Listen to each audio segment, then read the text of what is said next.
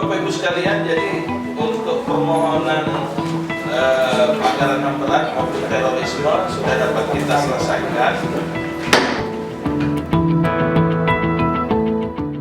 Setelah kita mengumpulkan informasi dan maksimal dalam jangka waktu 1 bulan ya proses pengumpulan informasi ini, kemudian permohonan itu akan dibawa ke rapat paripurna. Dalam rapat paripurna inilah nanti akan diputuskan apakah permohonannya diterima atau ditolak. Kalau diterima nanti akan ditentukan berapa lama pelindungan diberikan dan bentuk pelindungannya seperti apa.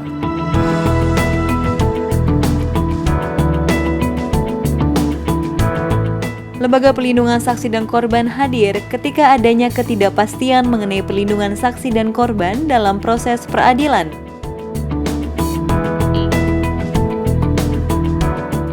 Berbagai kasus kejahatan HAM dan korupsi sulit terungkap lantaran hak saksi dan korban belum diatur dalam KUHP. Selain itu, seringkali adanya ancaman dan kriminalisasi terhadap saksi dan korban.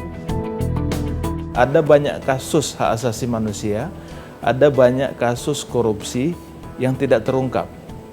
Karena tadi faktor rasa takut, faktor memang karena ada ancaman, dan karena faktor mereka yang melapor kemudian jadi tersangka. Nah, sehingga banyak kasus kemudian tidak terungkap. Perlindungan yang diberikan oleh LPSK dimaksudkan agar saksi dan korban dapat memberikan keterangan dengan baik sehingga kasus kejahatan terorganisir dapat terungkap. Kehadiran LPSK memberikan harapan untuk penegakan hukum di Indonesia. Sejak didirikan pada tahun 2008, permohonan perlindungan yang diajukan ke LPSK terus meningkat setiap tahunnya.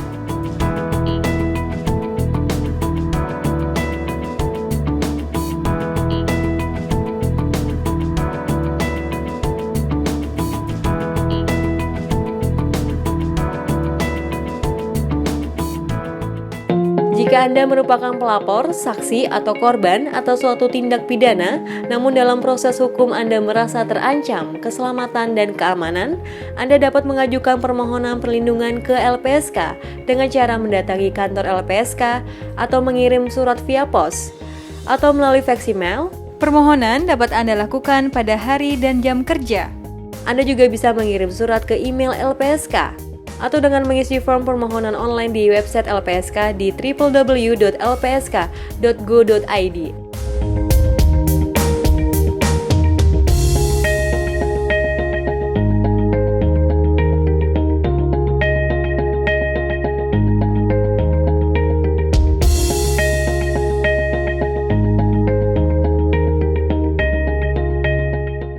Setelah melakukan registrasi, proses selanjutnya adalah pemeriksaan formil atau administrasi yang akan dilakukan dalam kurun waktu 30 hari.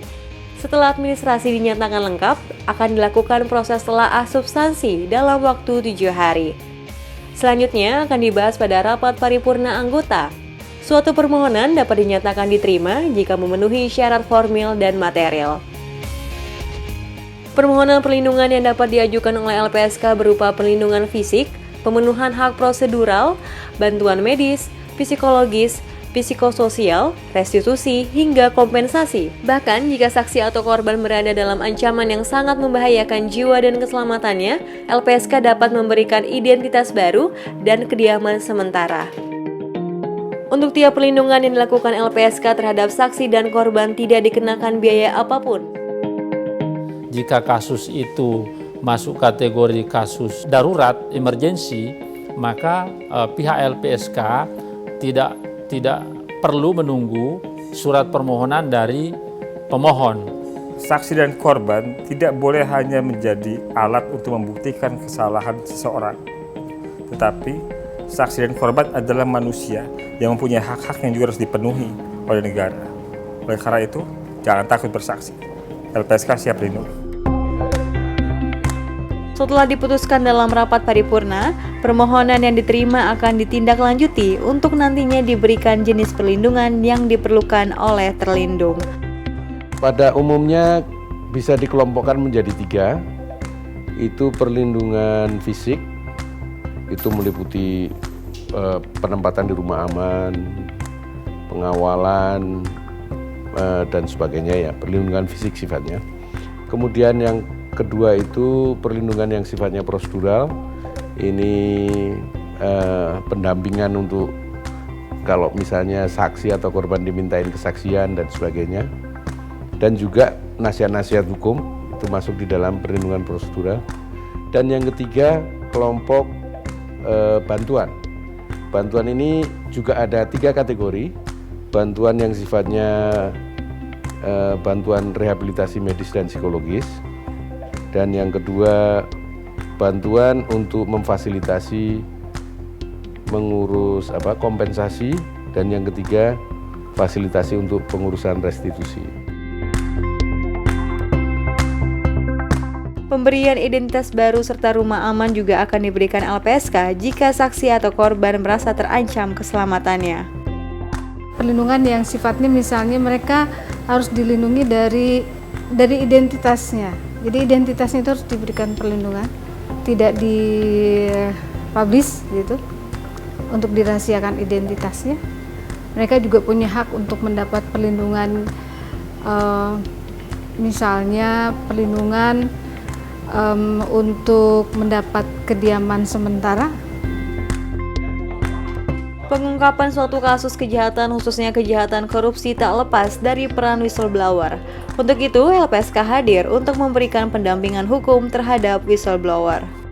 Kalau untuk whistleblower, pertama kita mengacu pada pasal 10A, itu soal jaminan bahwa dia tidak bisa dilaporkan, baik dalam pidana ataupun dalam perdata, dan kemudian dia tidak bisa digugat baik ketika, sedang, sebelum dan sesudah dia memberikan keterangan itu. Lalu kemudian perlindungan yang kita berikan adalah perlindungan hukum. Untuk memastikan itu, maka LPSK kemudian membuat semacam legal opinion dan mengkomunikasikan dengan semua aparat di mana kasus itu berada bahwa orang ini adalah pelapor. Pelapor maka punya hak tertentu menggunakan pasal 10A.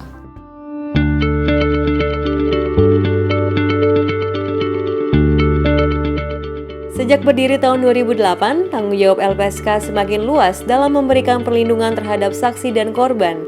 Salah satu tantangan LPSK adalah harus mampu bersinergi dengan lembaga penegak hukum seperti KPK, Polri, serta Kejaksaan dalam memenuhi hak saksi dan korban.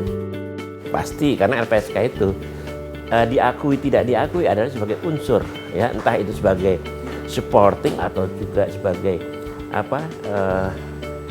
penambah kerja dari penegak hukum. Pasti LPSK itu dalam unsur itu, sehingga dalam hal itu kita mengadakan berbagai kerjasama yang diikat dalam MOU, ya, naskah kerjasama dengan Kejaksaan Agung, dengan Polri, dengan Kumham, dengan dengan berbagai dengan advokat dan sebagainya. Yang kedua, kita juga mengadakan rakor setiap bulan, rapat koordinasi penegak hukum, dan juga satu tahun itu 2 kali. Sekali adalah rapat koordinasi dengan penegak hukum, yang kedua adalah rapat koordinasi dengan para pemangku kepentingan. Dengan adanya sinergi antara LPSK dengan lembaga penegak hukum lainnya, diharapkan peran LPSK dalam memberikan perlindungan saksi dan korban semakin optimal. Mari peduli pada saksi dan korban. Dengan peduli pada saksi dan korban, berarti kita peduli pada keadilan dan kemanusiaan.